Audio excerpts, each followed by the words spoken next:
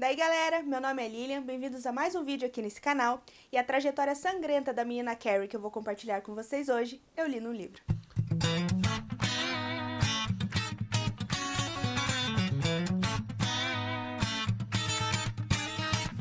E o primeiro livro que a gente vai ler no nosso projeto, Lendo Stephen King em ordem cronológica, é Carrie a Estranha, que teve o título original de apenas Carrie, lançado em 1974. Conta a história da Carrie, uma menina de 16 anos que é considerada estranha por muitos na sua escola.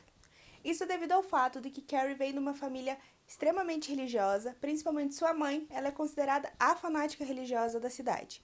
Ela força sobre Carrie suas convicções religiosas, fazendo a menina se vestir e se comportar de acordo com o que ela acredita. O livro começa quando Carrie está no vestiário após uma aula de educação física e ela tem a sua primeira menstruação. Como sua mãe não a explicou como funciona o corpo de uma mulher, ela acha que está tendo uma hemorragia e vai morrer. Suas colegas de classe começam a jogar absorventes nela e ela começa a entrar em pânico, então ela tem o seu poder de telecinese aflorado. Uma das meninas que participa desse episódio de bullying se sente muito mal pelo que elas fizeram com a Carrie e, numa forma de se redimir, ela pede que o seu namorado leve Carrie no baile no lugar dela. Carrie acaba aceitando e o que era para ser uma noite mágica acaba se tornando uma noite de terror. É meio difícil falar de sinopse sem contar o livro inteiro, o livro tem 200 páginas.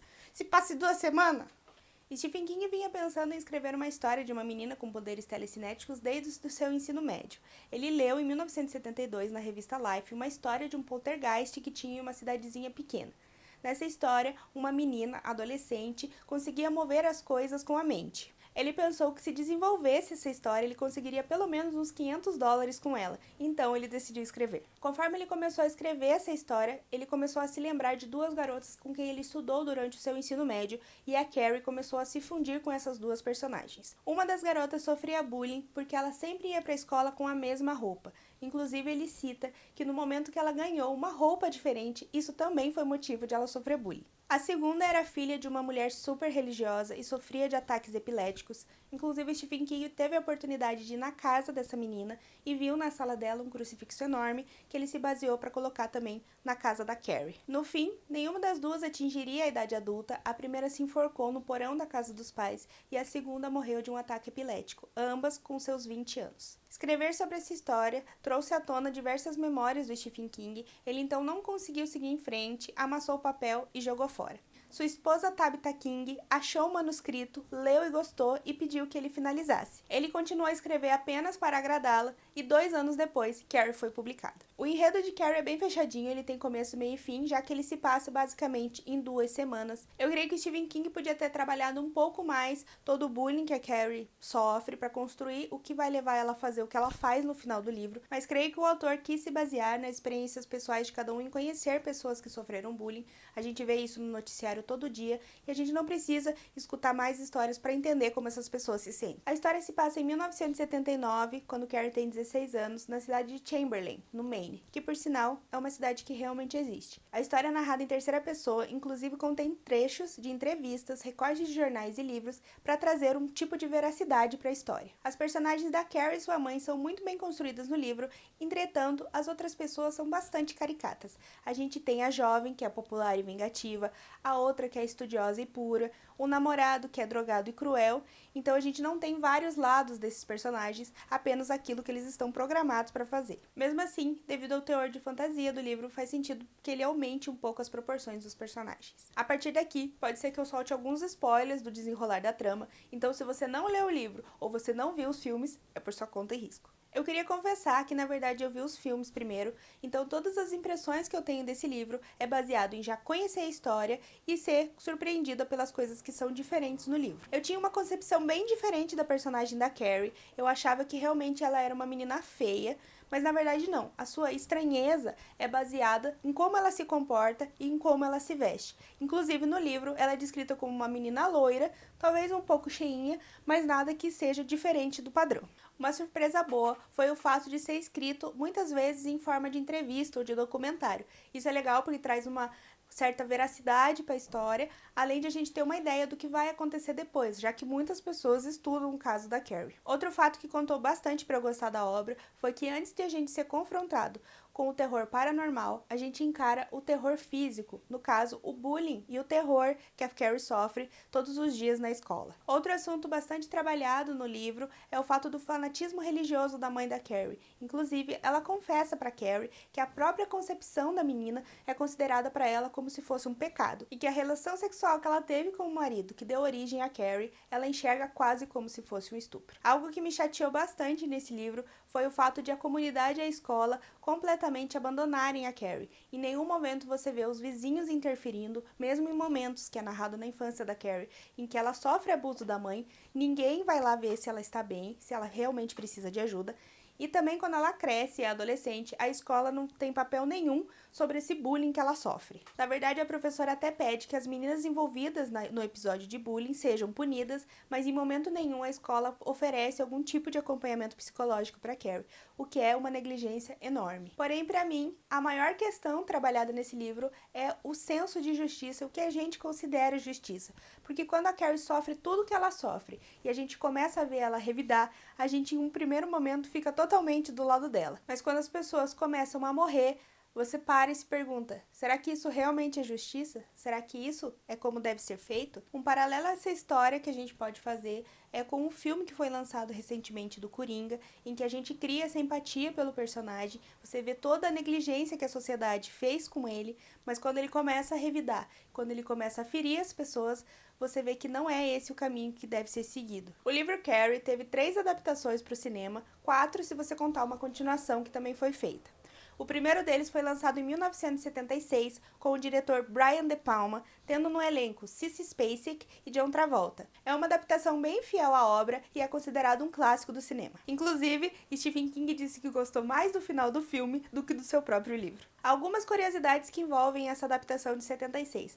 Stephen King recebeu apenas $2.500 pelos direitos de adaptação do livro. A atriz Sissy Spacek estudou a linguagem corporal de pessoas que sentem vergonha pelos seus atos e consideram tudo como um pecado. No filme, a escola que a Carrie estuda se chama Bates High, em homenagem ao Norman Bates de Psicose. Inclusive, você pode escutar as 4 notas famosas de Psicose ao longo do filme. É o filme de estreia de John Travolta nas telonas. Apesar de ser uma adaptação bem fiel, o final do filme é diferente do livro. Enquanto no livro, após Carrie matar a sua mãe e ir atrás da Chris e do Billy e acabar morrendo após matar os dois, no filme, ela mata a Chris e o Billy antes de chegar em casa, então em casa ela mata a sua mãe e a casa implode, enterrando as duas. Outro fato interessante é que as audições para o elenco foram feitas ao mesmo tempo, tanto para Carrie quanto para o Star Wars, ou seja, os atores se apresentaram para o Brian De Palma e para o George Lucas ao mesmo tempo. Em 1999 foi lançada uma sequência intitulada The Raid, Carrie 2,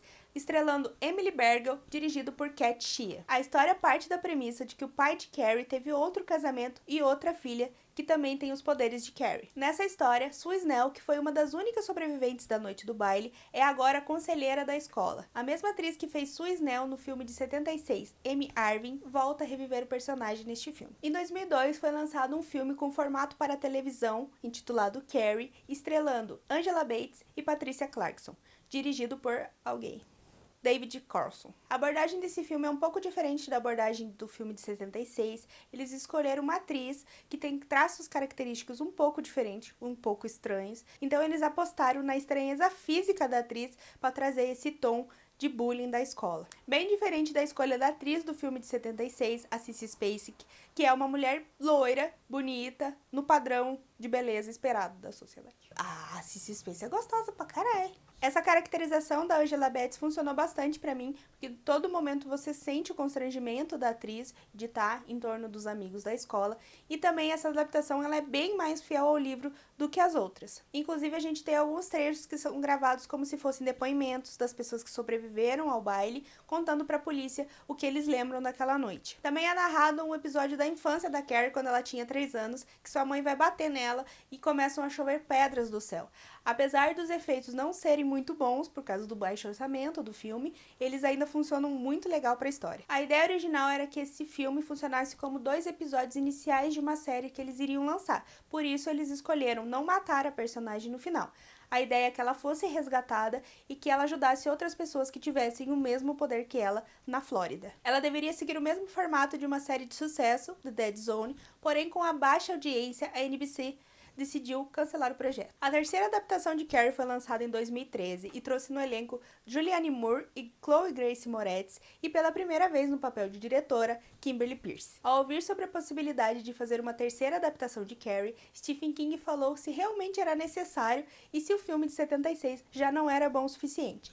Ele então disse que gostaria de ver Lindsay Lohan no papel de Carrie. Um dos argumentos que a equipe criou para fazer esse terceiro remake é o uso da tecnologia, tanto dentro quanto fora das telas. Fora das telas porque eles usaram de tecnologia da época bem melhor do que os dois filmes anteriores e a cena do baile é muito mais assustadora do que dos dois primeiros filmes. E dentro das telas porque nesse filme é discutido sobre o cyberbullying. Além de toda a problemática envolvida da Carrie sofrer bullying dentro da escola, tem um episódio, o episódio que ela fica menstruada, em que uma das alunas grava e posta na internet esse episódio tão traumático para ela. Destaque para a super atuação da Julianne Moore como mãe da Carrie e também os personagens e os acontecimentos são muito mais críveis para o desenrolar na história nesse filme. Para exemplificar como hoje a cultura pop é cheia de referências a Carrie, eu trouxe aqui alguns exemplos da cultura tupiniquim. Na novela Rainha da Sucata, exibida pela Rede Globo em 1990, traz uma referência à cena do banho de sangue quando jogam lixo em cima da protagonista Maria do Carmo. Também na telenovela da Rede Globo Chocolate com Pimenta, exibida em 2003, faz alusão à cena de banho de sangue quando jogam um balde de tinta verde na protagonista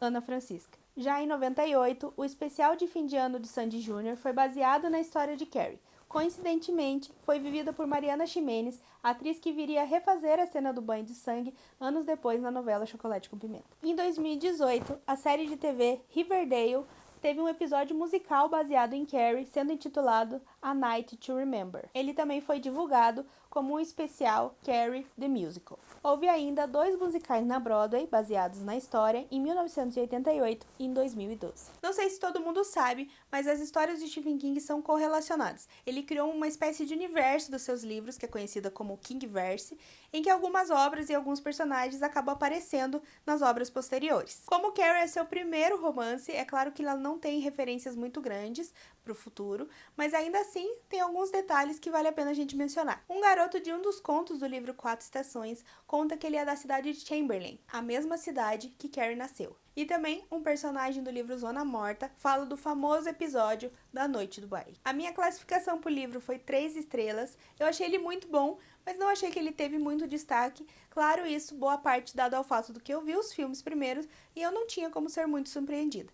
Mas, de uma forma geral, eu gostei bastante do livro. Eu pretendo ir fazendo aqui um ranking dos livros do Stephen King, colocando em ordem dos que eu gosto mais. E claro, como Carrie é o primeiro, ele fica em primeiro lugar. Fazendo aqui uma comparação dos 3 filmes que eu assisti, se fosse para fazer uma indicação, eu indicaria a última adaptação, porque eu acho que ela combina elementos bons, tanto do primeiro quanto do segundo, além de trazer efeitos melhores e mais críveis, e também um elenco bem legal. Então, galera, por hora é isso. Obrigada por assistir o vídeo até aqui. Se você gostou, curte esse vídeo, se inscreve no canal, ativa o sininho para receber novas notificações e em agosto a gente se vê em Salem.